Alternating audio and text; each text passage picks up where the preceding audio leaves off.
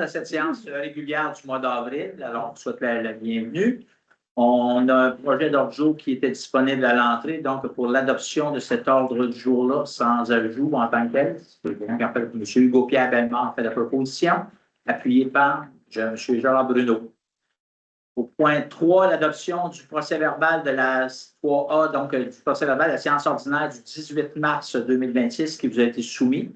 S'il était conforme, si vous êtes en accord, si quelqu'un a fait la proposition avec dispense de lecture. Oui, c'est ça. Mme France Bédard a fait la proposition, appuyée par M.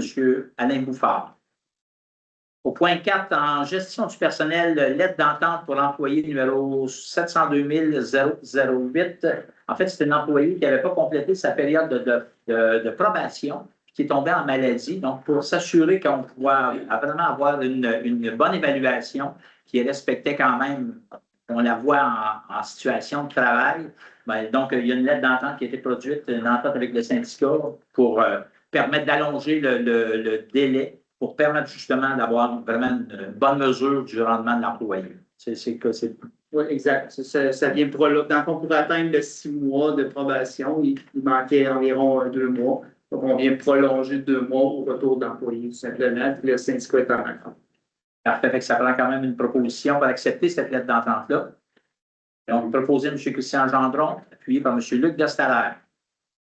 Au point 5, les finances, matériels, équipements et bâtisses. Au point A, la liste des chèques émis et autres sommes déboursées. Ça vous a été soumis. Est-ce que vous avez des questions sur la liste des déboursés? Sinon, quelqu'un a fait la proposition.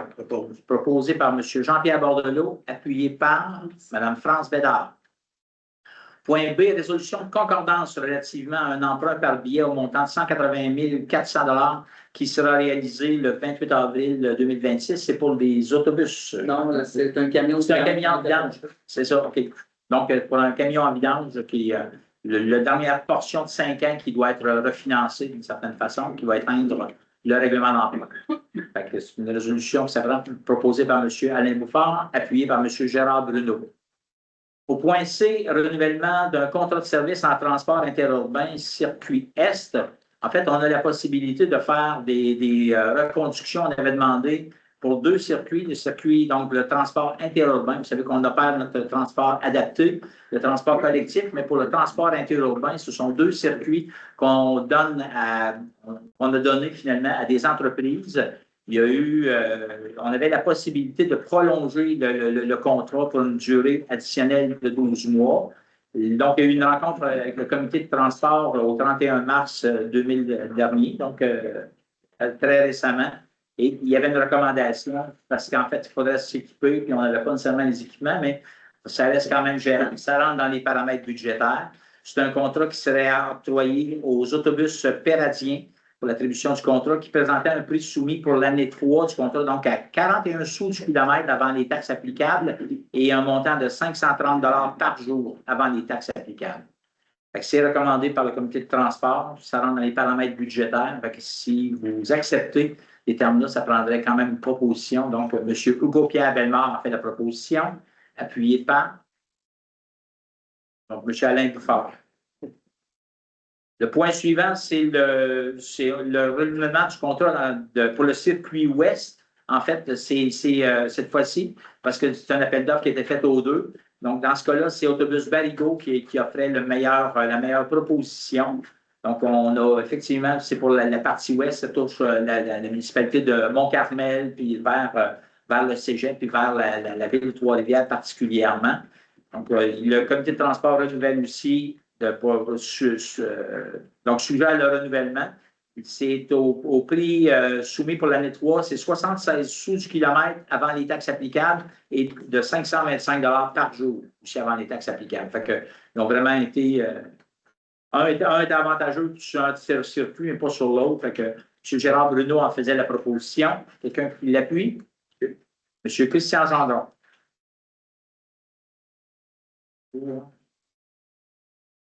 Au point E, c'est une convention d'aide financière visant l'octroi d'une aide financière pour le financement du transport collectif en 2025-2026. C'est un fonds résiduel qu'on avait obtenu dans le cadre d'un fonds d'urgence qui prenait fin au 31 décembre 2023, qu'il y avait un montant résiduel de 49 544 qui finalement aurait pu être retourné au ministère, mais le ministère des Transports laissait ça, donc accepte que la MRC prenne ce montant-là, puis l'investisse dans le financement du transport collectif pour les années 2025 et 2026. Fait que ça prend quand même juste une résolution pour accepter cette convention financière-là qui lui permet d'utiliser, d'aller récupérer 49 000 un peu plus que 49 000 pour diminuer finalement notre investissement sur le transport collectif. Ça prend aussi une proposition. M. Jean-Pierre Bordelot en fait la proposition, appuyée par Mme France Bédard. Au point 6, aménagement du territoire, on a la conformité de 2 règlements municipaux. Le premier de Sainte-Geneviève, en fait, les deux sont de Sainte-Geneviève de Vatican et de Vatican. C'est le même type de règlement. C'est des règlements sur l'occupation et l'entretien des bâtiments. Et que les municipalités ont les d'adopter un tel règlement qui fait en sorte qu'on a un pouvoir d'intervention dans le cas où un citoyen n'entretient pas les fondations, la toiture. Donc, on a le pouvoir d'intervention, on a le devoir d'intervenir dans ce cas-là pour s'assurer de l'intégralité des bâtiments puis de la sécurité des occupants à l'intérieur. Fait que ces 2 règlements-là sont conformes. Ça prend donc une résolution. On propose les deux en même temps. Parfait. M. Gérard Bruno propose les 2 règlements. M. Alain Bouffard appuie. Dans le territoire de la ville contiguë, on a de la ville de Trois-Rivières. C'est un règlement qui modifie le règlement sur le schéma d'aménagement et de développement révisé afin de l'adapter au nouveau cadre réglementaire gouvernemental en matière de protection des milieux humides, des milieux hydriques. Et de la MRC de Portneuf, c'est un projet de règlement qui modifie le schéma d'aménagement et de développement de la MRC de Portneuf pour agrandir l'affectation résidentielle rurale à même une partie de l'affectation agroforestière sur le territoire de la ville de Saint-Raymond. Ça ne vient pas nécessairement nous toucher. Au point C, demande d'amendement au projet de loi numéro 22 pour abroger l'article 245.1 de la loi sur l'aménagement et l'urbanisme. C'est un allègement administratif qui est demandé. Pourquoi mon lien? OK. Non, c'est pas celui-là. Oui, OK. Donc, on dit que le ministère de la Sécurité publique a transmis à la MRC des nouvelles normes réglementaires qui sont applicables aux interventions dans les zones potentiellement exposées au glissement. Non, pas le glissement de terrain. C'est l'autre avant. Excusez. Oui, c'est ça, il y a un lien qui ne fonctionnait pas.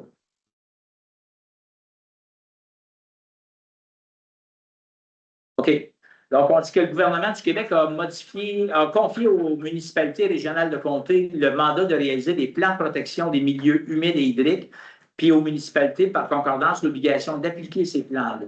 Par contre, ce qu'on dit, c'est que l'Assemblée nationale a accordé en 2023 une immunité aux municipalités locales et régionales lors de l'application de leur plan de protection des milieux humides et hydriques, en modifiant l'article 245 de la loi sur l'aménagement et l'urbanisme.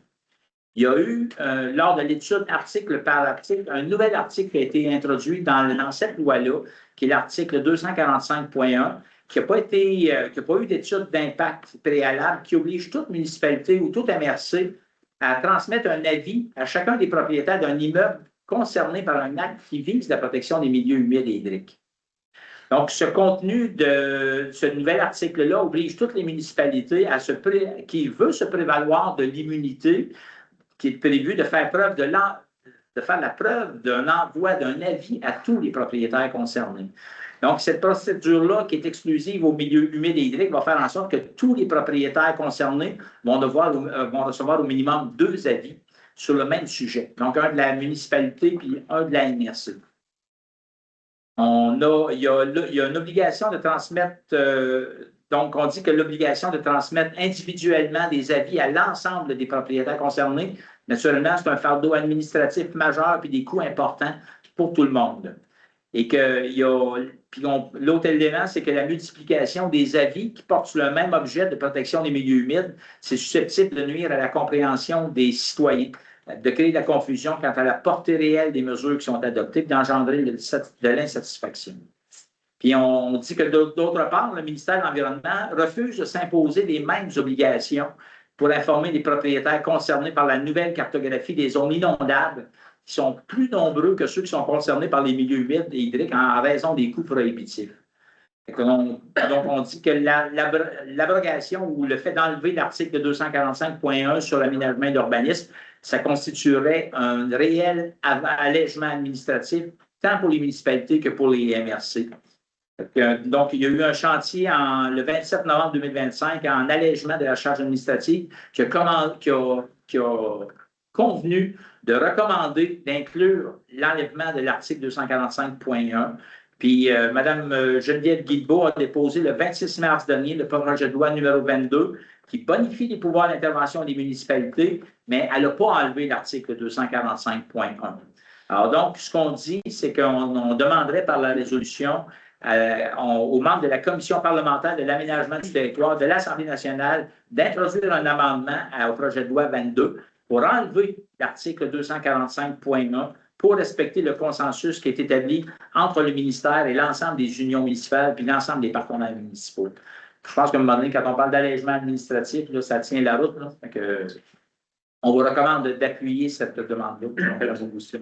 M. Luc Destaler en fait la proposition, appuyé par M. Gérard Bruno.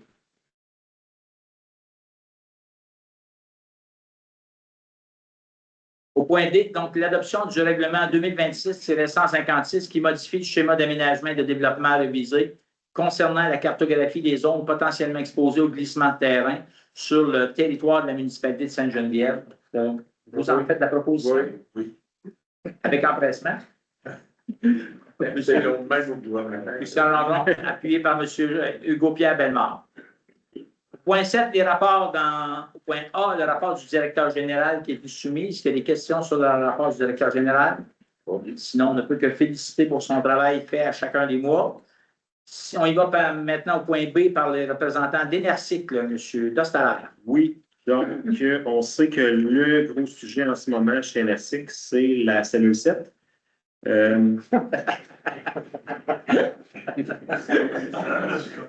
Donc, au dernier conseil d'administration, il y a plusieurs contrats qui ont été donnés là, pour la construction de cette dite cellule. On commence à avoir des trucs qui ont rapport avec la pointe de la cellule 6. Je rappelle que la cellule 7, c'est la dernière cellule du site. Donc, advenant, c'est ça qu'on travaille déjà là, pour une phase 2. Parce qu'une fois cette cellule 7-là complétée, le site là, serait à pleine capacité. On souhaite que ça ne soit pas le cas. Je me permets de dire que justement, dans ce dossier-là, le 9 avril dernier, le projet a été présenté aux élus de la MRC de Masquinongé. On continue nos démarches dans cette ligne-là. Peut-être important aussi, le 10 avril dernier, formation qui a été pour tous les membres du conseil d'administration. Donc, ça s'assurer d'avoir le NRC 101 et que tout le monde comprenne bien là, ce dossier-là. Même si ce n'est pas dans notre MRC, je me permets de dire que la municipalité de Saint-Barnabé se joint à Enercycle pour ce qui est de la gestion des bouts de fosse septique. Important, il y a quand même beaucoup de frais fixes qui sont reliés là, au traitement des bouts. Donc, lorsqu'on ajoute une municipalité comme ça, souvent, ça vient là, faire un impact plus positif sur les autres municipalités. Prochain CA, vendredi. Vous avez parlé de la construction de la cellule 7. Oui. On a-tu une idée de la durée de vie approximative d'une cellule quand on construit comme ça une cellule? C'est quelques années. Quelques années. Ouais, parce que là, on planifie, bon, nécessairement, là, la cellule 7, elle n'est pas débutée, la construction. Donc, on prévoit là, de commencer à mettre des déchets dedans 2020, fin 27, je crois, environ. Puis début 2030, là, de mémoire, c'est moins de 5 ans avant de la remplir. Donc, OK, c'est pour ça qu'on se met tout de suite. Oui, parce que si on veut pouvoir commencer la phase 2, qui aura quand même plusieurs cellules donc, qui repousseraient la fin du site là, de quelques décennies. Il faut déjà commencer justement, puis on va passer toutes les étapes, etc., pour avoir cela. Mais bien entendu, on va comme le site étant là, le traitement des eaux étant là, je pense que le meilleur endroit pour poursuivre, c'est à cet endroit-là. Sinon, il faudrait trouver un autre endroit sur le territoire. OK. Merci. D'autres questions pour notre ami d'Enercycle, ça va? Comité culturel, Mme Bédard. On n'a pas eu de rencontre ce mois-ci. Par contre, il reste encore de beaux billets pour le spectacle de Villeneuve qui aura lieu ce vendredi le 17. Et déjà en vente sur le site, le spectacle de Réal Belland qui aura lieu toujours à la salle de Lisbonne le 30 octobre. Vous pouvez se procurer les billets. Et bientôt, nous aurons également une annonce pour un prochain spectacle. Je ne sais pas encore qui. on va tout savoir ça prochainement et bien sûr que vous serez avisés. Et bon, les autres dossiers, ça suit son cours parce qu'on n'a pas eu de rencontre dernièrement. Parfait. J'encourage à quand même aller voir les spectacles qu'il y a à l'auditorium Denis Dupont. C'est une belle salle qu'on a sur notre territoire. Puis il y a des spectacles de qualité qui sont présentés là. C'est une façon de faire vivre un peu nos infrastructures ici puis de créer quelque chose dans notre communauté. Ça vaut vraiment la peine d'aller voir ça.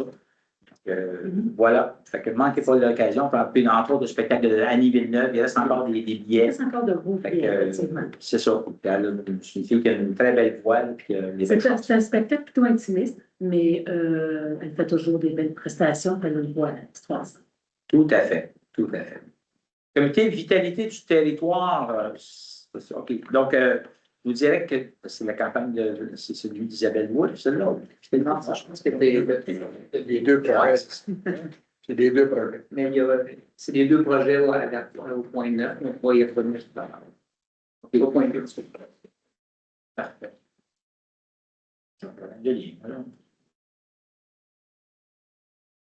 Donc, comité, c'est ça qu'on fait qu'on va y aller sur les deux projets finalement. Bon, on va suivre l'autre jour. Donc, c'est ça, de faire les deux projets. Plus tard dans l'autre jour. Donc, on OK, parce qu'ils reviennent. Oh, oui. on serait rendu au point Parfait, c'est bon. Comité des ressources humaines, Jean Drôme. Ben oui. Écoutez, on était en négociation de renouvellement de convention collective avec le syndicat pour la MRC des Chiens. On a eu deux journées de rencontre. Puis, on a déjà une entente de principe. Donc, le comité de négociation syndicale va présenter ce qui a été entendu comme entente de principe. Ça a très, très bien été. Ici, tantôt, avant la réunion, j'ai aussi présenté là, au Conseil des maires tout ça. Donc, on va voir la réaction du syndicat. Mais si tout va bien, comme on pense que tout va bien aller, ce renouvellement de convention collective pour 5 ans pourrait être signé au prochain conseil de la municipalité, de la MRC. Donc, ça a très bien été. Les gens savent que je ne suis pas patient. Fait que finalement, ça a très bien été. Mais d'un côté comme de l'autre, ça a été agréable. C'est une négociation. On se félicite l'ensemble des parties justement d'avoir fait preuve de bonne volonté et de compréhension commune. Fait que bravo, j'ai hâte de voir si le syndicat va accepter, mais j'ai bon espoir en fait. On va pouvoir canner ça pour les 5 prochaines années. Excellent. Comité de sécurité incendie cette fois-là. Oui, il n'y a pas eu de comité comme tel. Par contre, il y a eu beaucoup de développement pour projet de regroupement de services d'incendie. Actuellement, on avait reçu là, un peu en retard, mais en tout cas, ça nous a poussé dans les délais. Mais on a reçu l'évaluation des équipements dans chacune des casernes, pour les 10 casernes, dans le fond, même si ce n'est pas les 10 casernes qui regardent pour un regroupement. Actuellement, on regardait à 6 municipalités. Puis, il y a eu des rencontres de fait avec les élus et les directeurs généraux. Par la suite, il y a eu une réunion ici avec juste les directeurs généraux et la MRC pour regarder tous les chiffres, voir si tout ça fait du sens. Puis, on est en étude de ça. Fait qu'on va revenir quand même rapidement là-dessus. C'est juste de bien analyser toute la situation pour être sûr que si on va vers un regroupement, que ce soit bénéfique là, pour chacune des municipalités impliquées. Mais en tout cas, ça se parle, puis là, on parle avec des chiffres qu'on est capable de voir. Donc, ça semble très positif. On va en savoir un petit peu plus là, le mois prochain. Il faut savoir qu'on a mis un peu, on a dû se faire hâter un petit peu à cause d'un délai de dépôt pour une aide financière de la part du ministère des Affaires municipales. Fait qu'on serait admissible à une aide financière qui viendrait favoriser l'étude sur le regroupement en tant que tel. Fait que ce montant-là pourrait servir vraiment, là, si le regroupement va de l'avant, on pourrait avoir quand même pour la mise en place. Oui, pour la mise en place du regroupement en tant que tel. Fait qu'on va regarder ce que ça dit. Mais déjà, en tout cas, je pense que la bonne volonté de tout le monde, encore une fois, pour essayer de voir qu'est-ce qu'on peut retirer là-dedans. Puis on comprend qu'il y a des craintes qui sont émises des fois pour pas non plus qu'on mette en place quelque chose qui est inapproprié, mais on a le souci d'être capable de faire quelque chose vraiment qu'on va être capable de gérer et qui va répondre aux besoins, aux exigences des différents ministères, mais sans que ce soit crevé, comme pour employer l'expression qu'on s'appelle. Et quand on fait ce regroupement des équipements comme tel, les casernes incendiées demeurent la propriété et l'entretien de chacune des municipalités qui est là. Puis les services de premier répondant ne sont pas inclus dans ça, ça demeure un dossier municipal. Voilà. Excellent. Du côté de la sécurité publique, Mme Bédard. Il n'y a pas eu de rencontre ce mois-ci, il y en aura une en mai. Parfait, parfait. Donc, cette fois-ci, au point H, la communauté entrepreneuriale des Chenaux. Là. Donc, il y a eu le lancement officiel d'une campagne de publicité qui s'appelle « Avec courtoisie, on est mieux servi ». Donc, pour inviter autant les citoyens que l'ensemble des clients dans les commerces à faire preuve de courtoisie d'une certaine façon. Donc, beaucoup de rencontres de commerçants, sensibilisation du personnel, sensibilisation du grand public, distribution d'affiches qui fait en sorte de faire en sorte que les clients qui rentrent dans les commerces puissent faire preuve de courtoisie dans nos commerces locaux d'une certaine façon. On va voir passer ça sur les médias sociaux. Il y a eu un 5 à 7 de la communauté entrepreneuriale qui a eu lieu le 25 mars dernier à la cabane à sucre Ginette et Marcel Leblanc à Saint-Prosper.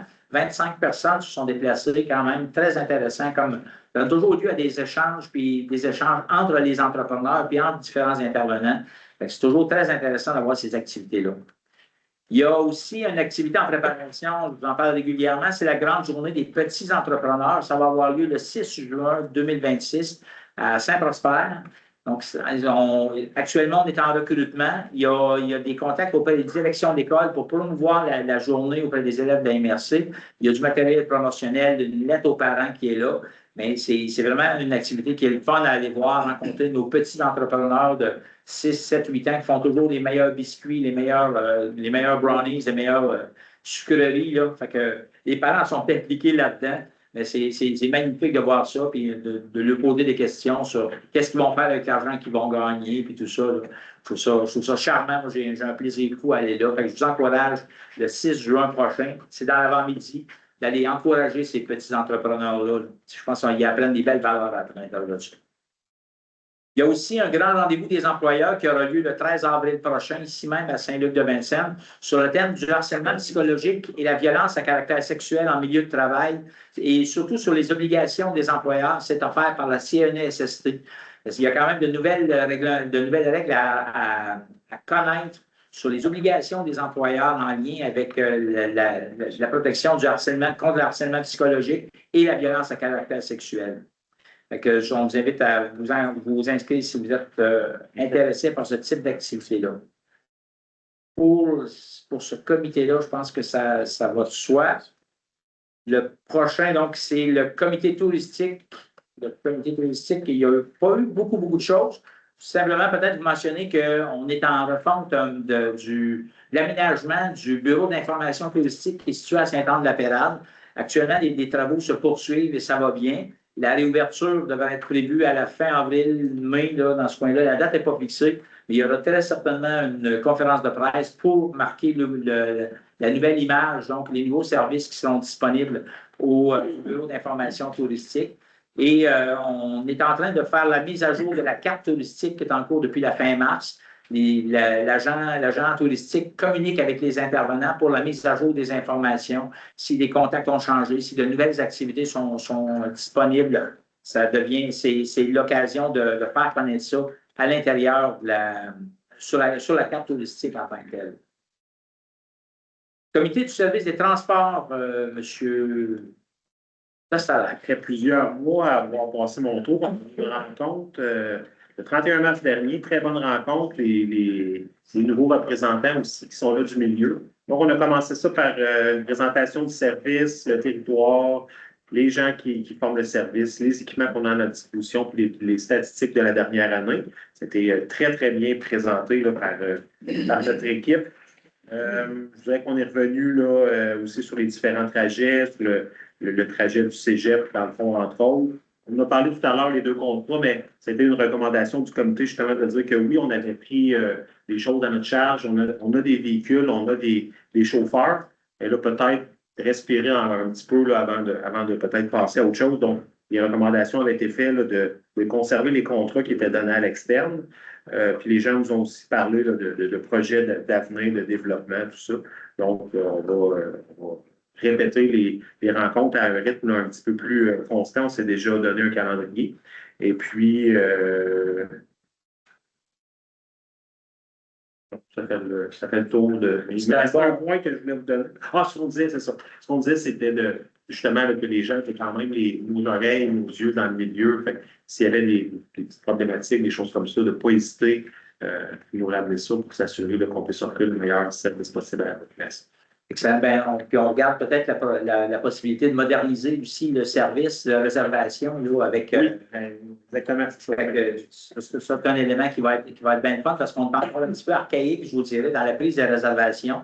Ça fonctionne par téléphone, mais il y aurait probablement une application qui serait utilisée pour permettre aux gens d'utiliser soit le téléphone, soit un iPad, mais quand même aussi au besoin de continuer de téléphoner pour prendre en charge parce qu'on sait qu'il y a des personnes vulnérables là-dedans qui n'ont peut-être pas accès à Internet, qui n'ont peut-être pas aussi les connaissances ou les compétences, qui ne se sentent pas à l'aise, mais ils vont pouvoir continuer d'utiliser le téléphone et puis on va pouvoir moderniser d'une certaine façon, qui permettrait d'avoir un affichage en direct. Fait que on peut suivre les autobus, on peut savoir là où ils sont, leur communiquer s'il y a une réservation de dernière minute dans certains cas. Si c'est possible, ça va être ajusté, effectivement. Donc, ça améliorerait beaucoup le service. Puis comme vous venez de dire, le bout qui est important, c'est de s'assurer de garder un mode de fonctionnement là, qui est accessible à tout le monde. Une option peut-être, mais de garder quand même, s'assurer que tout le monde puisse profiter du service, mais qui a une belle constance et une belle croissance aussi. Là, fait que, tant mieux. Je pense qu'on a... Puis comme on le dit souvent, la notion du transport, c'est un service essentiel. Fait que ça nous oblige des fois à avoir, puis on est obligé de faire des investissements dans ce secteur-là pour assurer la sécurité des transports. Quand un autobus brise, il faut avoir un véhicule des fois de remplacement parce que quelqu'un qui a un rendez-vous au médical ou dans certains cas, tu ne peux pas repousser ça indéfiniment. On s'est donné cette latitude-là. Là. On n'a pas beaucoup de véhicules de lousse, mais on est quand même capable, on réussit quand même à faire face à la musique si jamais on a un imprévu d'une certaine façon. On est rendu au point K, énergie communautaire de la rivière Batiscan. Oui, ce que je peux vous dire, c'est que les négociations, discussions n'ont jamais été aussi intensives qu'actuellement, autant avec les ministères qu'au Québec. Donc, on se rapproche de plus en plus de notre objectif, qui est la relance du projet. Fait que c'est très, très positif. C'est sûr que je suis des ententes de confidentialité, mais ce que je vous dis, c'est qu'on se rapproche de plus en plus d'objectifs. Merci. On a hâte que ce soit annoncé formellement. Puis, tout le monde a hâte, mais ça regarde bien. Les indicateurs sont ouverts là-dedans. Ça regarde vraiment bien. Il semble y avoir une volonté, une belle volonté de l'ensemble des gens chez Hydro-Québec que de la structure administrative, en tout cas à l'intérieur de ça, là, les différents ministères qui sont concernés par ces transactions. Donc, au point 8, Fonds Région Ruralité, dans les enveloppes dédiées, il n'y a pas de demande ce mois-ci. Dans les demandes régionales, on en a deux. La première du Carrefour Jeunesse Emploi Trois-Rivières et Mercier-les-Chenaux pour un projet qui s'appelle Relève Agro. Donc, c'est un projet qui vise en fait à mettre l'emphase puis offrir des services à des jeunes qui sont intéressés par le domaine de l'agriculture et de l'agroalimentaire. On a un incubateur agricole qui est situé à Sainte-Anne-de-la-Péralle, qui s'appelle Les Terres du Possible, qui va très bien, mais qui pourrait accueillir encore plus de monde. Fait que donc, si on fait des efforts particuliers pour aller chercher, identifier des candidats comme ceux-là qui terminent leur formation, qui ont de l'intérêt par rapport à un projet agricole, puis de les accompagner vraiment dans l'établissement sur le territoire, ça peut être drôlement intéressant. Et c'est le rôle que veut jouer le Carrefour Jeunesse Emploi. Donc, en mettant vraiment en place une stratégie pour rejoindre, intéresser, attirer, séduire, puis les aider à s'enraciner sur le territoire. Fait que ça là-dessus, il y a une recommandation positive de la part du comité de vitalité du territoire pour une aide financière d'un montant de 15 000 sur un projet qui totalise 20 539 fait que ça prendra quand même une résolution. On fait la proposition. M. Gérard Bruno a fait la proposition, M. Alain Bouffard l'appuie. Le deuxième projet, c'est la maison de la famille Deschenaux qui présente un projet qui s'appelle les cerveaux allumés. Donc, c'est un projet qui vise à éviter ce qu'ils appellent la glissade de l'été. Donc, les jeunes qui sont bien encadrés pendant l'année scolaire puis qui les sont laissés un petit peu free for all pendant l'été, ben, c'est comment on peut instaurer des activités pédagogiques dans un cadre ludique, d'intervention par la nature, des activités aussi avec les parents qui vont les outiller pour continuer d'accompagner leurs enfants, même pendant la période estivale. C'est un projet, donc, une demande d'un montant de 13 987 sur un projet qui totalise 16 787 C'est aussi une recommandation positive là, de la part ça va se dérouler dans 2 municipalités pour cette année, donc la municipalité de Sainte-Anne-de-la-Pérade et Saint-Prosper. C'est les municipalités qui avaient un taux de dévitalisation puis de défavorisation qui fait en sorte qu'on est capable d'aller offrir des services appropriés à une clientèle qui certainement en a besoin. On aurait aimé ça qu'il puisse être disponible ailleurs aussi sur le territoire, mais l'enveloppe et les ressources humaines faisaient en sorte qu'ils n'étaient pas en mesure d'aller plus loin là-dedans. Donc, Je vais appuyer avec plaisir. M. Gendron a fait la proposition appuyée par M. Luc Dastaller. Au point 9, en développement économique, le A, c'est le dépôt du rapport mensuel du service de développement économique. Vous avez pu en prendre connaissance. Si jamais vous avez des questions, n'hésitez pas, il n'y a pas de souci. Au point B, c'est l'adoption d'un avenant au contrat de prêt dans le cadre des fonds locaux d'investissement. Vous savez qu'on a une nouvelle convention qui notamment va permettre à la ministre de l'Économie ou au ministre de l'Économie d'avoir un représentant du FLI qui vient siéger sur le comité local d'investissement. Mais il y a quelques petites modalités comme ça avec la remise en action du Fonds local d'investissement, mais on doit quand même adopter ce contrat-là, ces avenants-là, par le biais d'une résolution. Quelqu'un fait la proposition? M. Jean-Pierre Bordelot, M. Alain Bouffard. Point C, l'adoption de la politique d'investissement commune pour le Fonds local d'investissement et le Fonds local de solidarité. Alors, on a fait très peu de changements, donc c'est pratiquement du copier-coller qu'on a fait pour la reconduction de cette politique-là. Mais on doit quand même, avec la reconduction du prix, les nouvelles modalités, simplement repréciser là, notre politique. Ça aussi, ça prend une proposition donc faite par M. Gérard Bruno, appuyée par M. Jean-Pierre Bordelot. Dans les demandes d'aide financière, on a eu quatre entreprises différentes, donc qu'on a eu avec la réouverture du Fonds local d'investissement. On a eu un certain nombre de demandes qui sont arrivées et qu'on a pu traiter. La première, c'est dans la municipalité de Notre-Dame-du-Mont-Carmel, le camping Paradiso, cette entreprise-là, c'est un projet de relève au niveau de cette entreprise-là. 2 jeunes propriétaires qui se portent acquéreurs avec la collaboration quand même des propriétaires actuels, donc une balance de prix de vente inclus. Ils font une demande en tant que tel pour refaire le bâtiment d'accueil puis d'autres améliorations là, sur le camping en tant que tel, notamment la construction d'un terrain de pickleball qu'ils veulent mettre à la disposition des campeurs là-dessus. Ils sont admissibles à une aide financière, donc ce serait un prêt de 7 500 du Fonds local d'investissement. Il y aurait un prêt aussi, le point E, c'est une demande au Fonds local de solidarité pour le même projet, un montant de 7 500 Puis du fait que ce sont 2 jeunes promoteurs qui sont dans une stratégie de reprenariat, ils sont admissibles à une aide financière non remboursable dans le cadre du Fonds jeunes promoteurs pour un montant de 11 000 c'est une recommandation positive du comité d'investissement. Donc, 2 prêts de 7 500 plus un montant non remboursable de 11 000 Quand fait la proposition, M. Christian Gendron, appuyé par M. Gérard Bruno. Ça me va qu'on prenne pour chaque entreprise, donc vos noms apparaissent sur les 3. Ça va? Oui, pas de problème. Le deuxième projet, c'est une entreprise. Plus de breton. Ben oui, non. Au point G, le deuxième projet d'entreprise, c'est l'entreprise Renaissance de Sainte-Geneviève-de-Vatican dans un projet de modernisation de leurs équipements de production. Vous savez que Renaissance produit des huiles essentielles, des crèmes, des phytocosmétiques. Donc, ce sont souvent des très petits formats qui sont utilisés qui sont vendus d'une certaine façon des produits qu'ils font. Ils font un équipement, donc c'est un équipement qui va leur permettre d'embouteiller, ils vont doubler, puis ils peuvent aller jusqu'à quadrupler leur production avec ces nouveaux équipements-là. Donc, c'est une entreprise qui a fait affaire à quelques reprises avec la MRC des Chenaux dans les différents fonds. Ça s'est toujours très bien passé. C'est une entreprise qui connaît une belle croissance. Ils sont admissibles en tant que tels à, encore une fois, un prêt pour une demande au Fonds local d'investissement. Le montant qui serait recommandé, c'est 16 000 Même chose du Fonds local de solidarité pour un prêt remboursable de 16 000 Et il serait admissible aussi dans le cadre du Fonds de diversification économique. C'est un fonds qui vise, entre autres, la modernisation des équipements de production, augmentation de la productivité. C'est une aide financière non remboursable auquel les entreprises sont admissibles et eux, ils seraient admissibles pour un montant de 15 000 C'est aussi recommandé positivement par le comité d'investissement commun là-dessus. Donc, proposé par Mme France Bédard, appuyé par...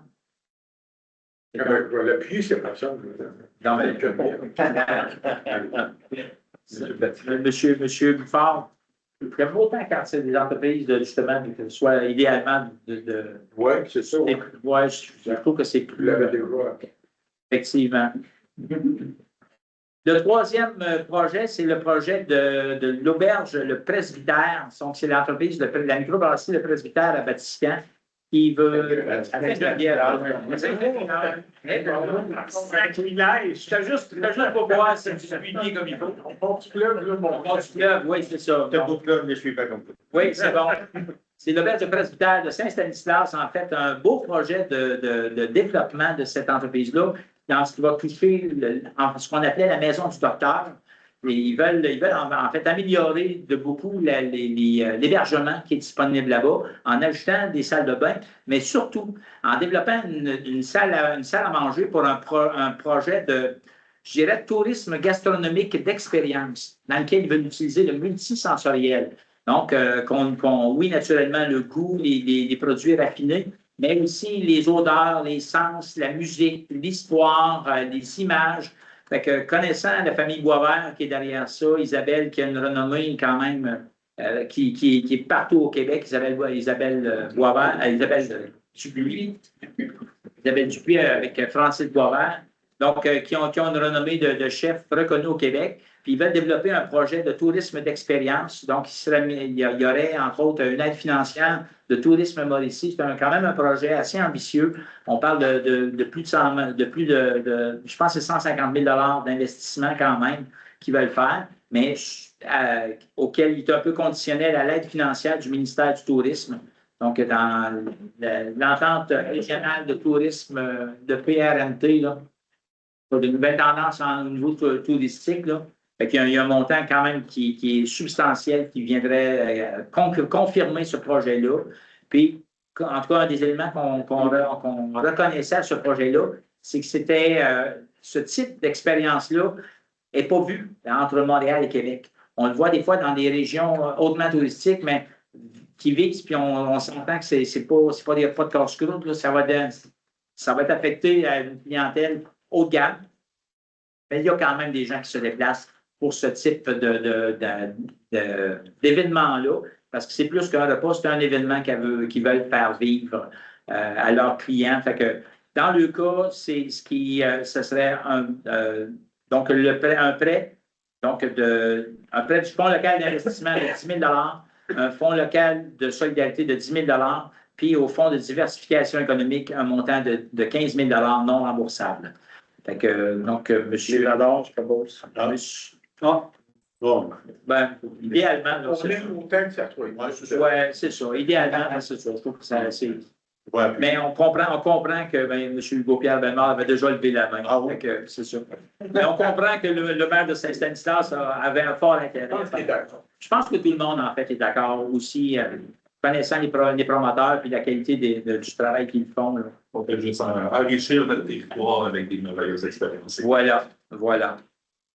Donc, au point M, on parle de la quatrième et dernière entreprise, c'est l'entreprise de Notre-Dame-du-Mont-Carmel qui s'appelle Au gré du Clos, qui sont dans l'élevage de volailles, des animaux à plumes. Ils font l'élevage pour l'abattage, pour la viande. Ils veulent développer tout un volet agro-touristique. Ils sont propriétaires d'une terre puis d'un bâtiment d'élevage à Notre-Dame-du-Mont-Carmel. Ils veulent construire leur maison là-dessus aussi au cours de la prochaine année. Mais un beau projet, en tout cas, c'est un projet qui a été retenu quand même comme au défi aux entreprises, comme lauréat local ici dans la MRC des Chenaux. Mais parce que le défi aux entreprises, c'est un concours de démarrage d'entreprise.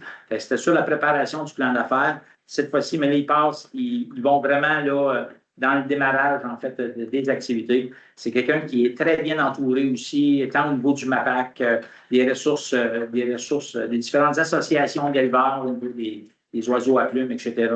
Fait que, une belle maturité dans la présentation de ce projet-là. Fait que ce qui est recommandé par le comité d'investissement commun, c'est le fonds local d'investissement pour un montant de 10 000 le fonds local de solidarité pour un montant aussi de 10 000 puis le fonds de diversification économique au gré du clos pour un montant de 15 000 c'est recommandé positivement, proposé par M. Alain Bouffard et appuyé par M. Hugo-Pierre Bellemare. Merci. Vous voyez souvent là, que les montants sont égaux pour le fonds local d'investissement et le fonds local de solidarité. Souvent, c'est une habitude qu'on a de partager le risque dans les différents fonds.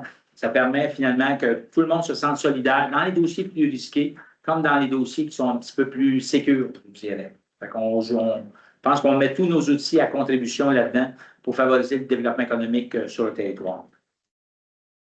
Dans les appuis demandés, il n'y en a pas. Dans les correspondances déposées du ministère des Transports et de la Mobilité durable, le programme d'aide d'urgence au transport collectif, on en a fait état tantôt, c'est le montant de 49 000 qui a été accepté. La correspondance vient confirmer ça. Et du ministère des Affaires municipales et de l'Habitation, l'avis de conformité du projet de règlement numéro 2026-156 en vue de modifier son schéma d'aménagement et de développement révisé. C'est pour le projet de cartographie à Sainte-Geneviève-de-Vatican. Voilà. Pour votre information, il n'y a pas d'autres. Moi, j'en aurais une pour informer avant, mais Okay. ça vient de durer. Bon. J'ai eu le plaisir de représenter comme préfet suppléant hier matin pour la conférence de presse pour la journée familiale. Oui. Donc, c'est la 21e édition de la journée familiale. Ça augmente, ça grossit d'année en année. C'est vraiment, les gens participent de beaucoup à plusieurs centaines de personnes. Cette année, ça aura lieu le 23 mai. Très belle programmation. Ça aura lieu dans la municipalité de Champlain cette année pour la 21e édition. Ils et elles sont prêts avec leurs bénévoles et tout. La programmation est quand même presque totalement montée. Fait qu'on vous invite tous à y participer. Les gens, il y a beaucoup de bénévolat là-dedans, dans ces journées-là. Puis les gens attendent le plus de monde possible. C'est vraiment agréable à chaque année.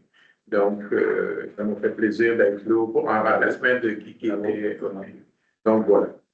Puis effectivement, c'est une belle activité, la journée de la famille, qui permet. C'est pas une compétition d'enflure entre les municipalités. L'idée, c'est pas de présenter quelque chose de plus gros que ce qu'il y a eu l'année passée. Là. On y va vraiment selon la couleur de chacune des municipalités, avec organisé par les bénévoles, avec les moyens qu'on a, puis c'est toujours parfait. C'est toujours parfait parce qu'on apprend à découvrir les ressources et de la municipalité. Dans ce cas-là, ça va être Champlain, mais aussi les ressources régionales. Il y a plusieurs organismes qui sont là pour proposer le service, parler de ce qui s'organise sur le territoire, ne serait-ce que le transport, les services aux immigrants, etc. Fait que c'est à ne pas manquer. La date déjà, c'est le 23 mai. 23 mai. C'est un samedi. Un samedi à Champlain. Fait que donc, c'est à ne pas manquer. Et dans les autres sujets, on a des félicitations à Mme Annie Muller, qui est finaliste pour le prix Médiation culturelle des prix Art Excellence de Culture Mauricie. Elle a été finaliste pour le prix Médiation culturelle pour son projet Les neurones dans tous les États. Je pense que c'est unanime de faire une modification, une réquisition de félicitations. C'est par M. Bouffard. On serait donc rendu à la période de questions.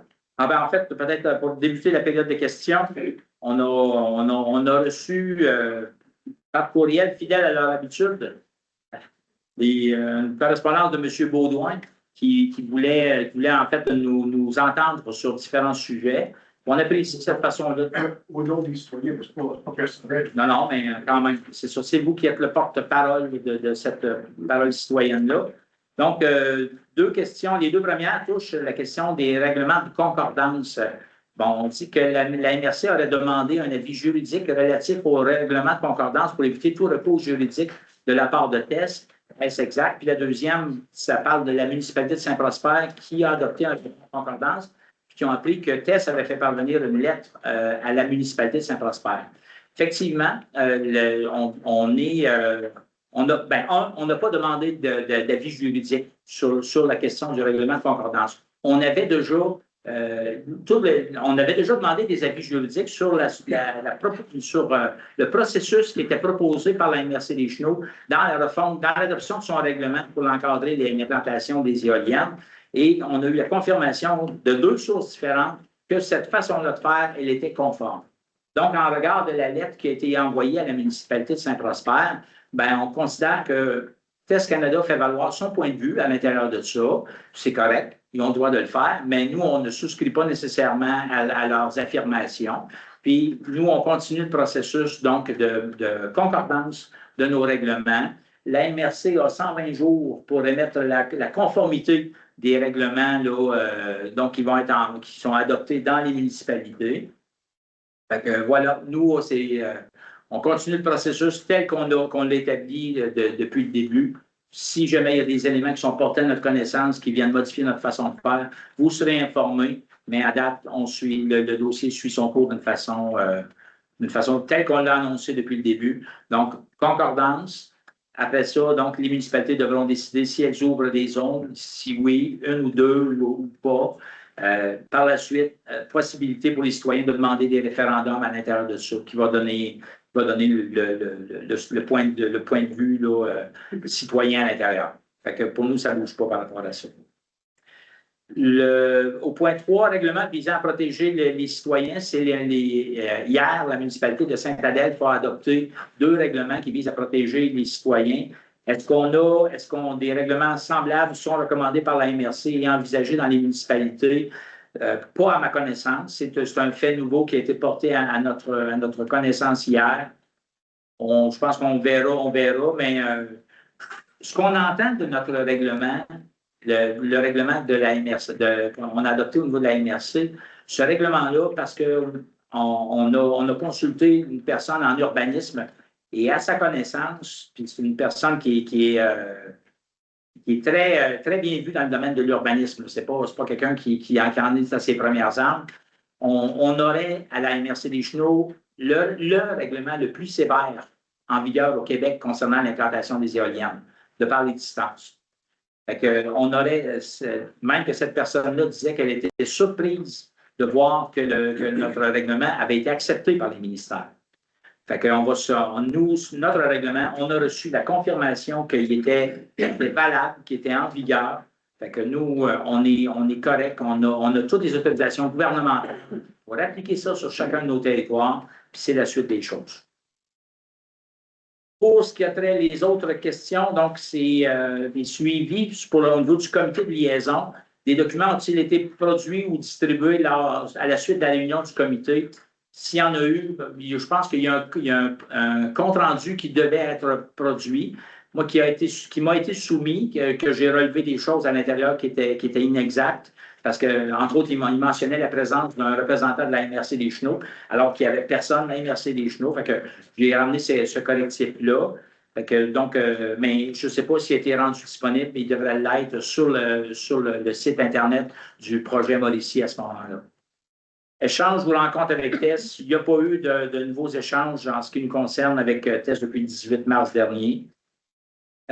Échange ou rencontre avec le gouvernement, il n'y a pas eu de nouvelle rencontre avec le gouvernement non plus. Puis échange ou rencontre avec le maire Lévesque, pas du tout.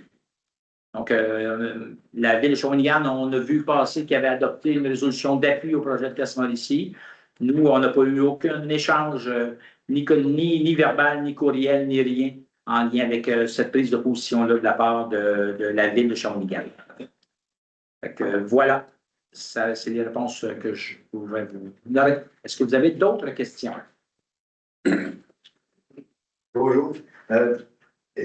Lundi soir, j'étais à la réunion du conseil de Saint-Maurice et puis on n'a pas pu travailler la concordance parce que, bon, on disait il y a un avis juridique à aller chercher, tout ça.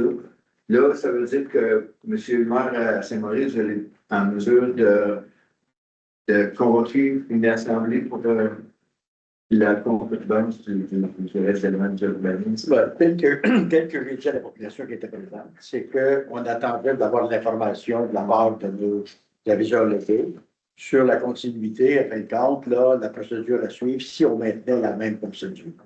Alors qu'en même temps, je vous ai dit que de toute façon, on ne l'adoptait pas lundi, il était reporté. Alors, on va reconvoquer la population pour, à ce moment-là, avoir l'assemblée de consultation telle que prévue.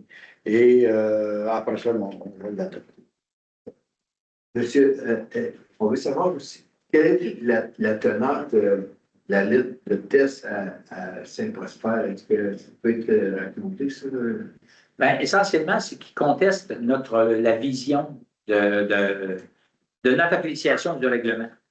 Ils disent qu'on ne serait pas conforme aux orientations gouvernementales, alors qu'on a reçu un avis de conformité du gouvernement du Québec sur les orientations gouvernementales. Fait que pour nous, il n'y a pas plaidé dans la demeure. Nous, on va se retourner vers le ministre en disant, écoutez, vous avez dit que c'était conforme. Puis on va affirmer ça dans leur perspective que ce n'est pas conforme, mais ils vont devoir faire la démonstration. Puis c'est pas parce qu'ils nous envoient cette lettre-là qui résulte d'une interprétation de leur part que ça change notre regard là-dessus. Merci. Au sujet du projet de la réflexion du barrage à Saint-Narcisse avec l'énergie communautaire de la Rivière-Vatican, vous dites on est en discussion avec des ministères. C'est quels ministères qui sont concernés? C'est principalement le ministère des Ressources naturelles, parce que ce qu'il faut savoir techniquement, c'est que la ligne centrale, il y a des droits hydriques qui sont utilisés pour faire fonctionner les turbines et tout ça. Fait qu'il faut qu'il y ait un transfert des hydros qui est autorisé à Hydro-Québec vers l'économie, un CRB. Donc, c'est très technique, là, mais c'est ces discussions-là qui sont en cours. Il faut savoir que la cession des actifs, c'est-à-dire le barrage des infrastructures, c'est le gouvernement qui peut céder les actifs qui étaient à Hydro-Québec à notre organisation. C'est les deux éléments qu'on travaille avec eux qui sont pratiquement réglés. Ça fonctionne bien à ce niveau-là. Merci. Est-ce qu'il y a d'autres questions?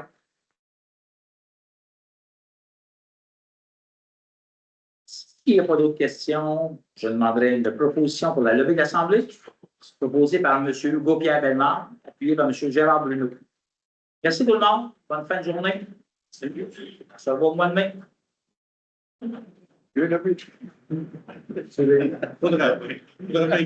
Ça soit dans même les soirs de game du Canadien. Oui, c'est ça. J'espère qu'on en prend pas de suite.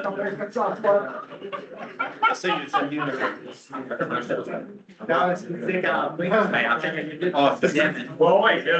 Il y en a deux qui commencent à faire des réunions pour pouvoir les placer sur 20 jours. Soit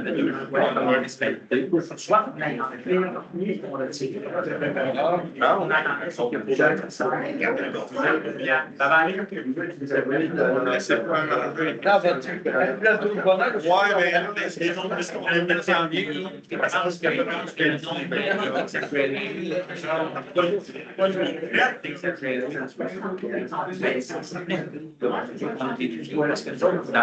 Dans le- Il me semble qu'elle était à 60 millions. Le reste, les personnels peuvent venir.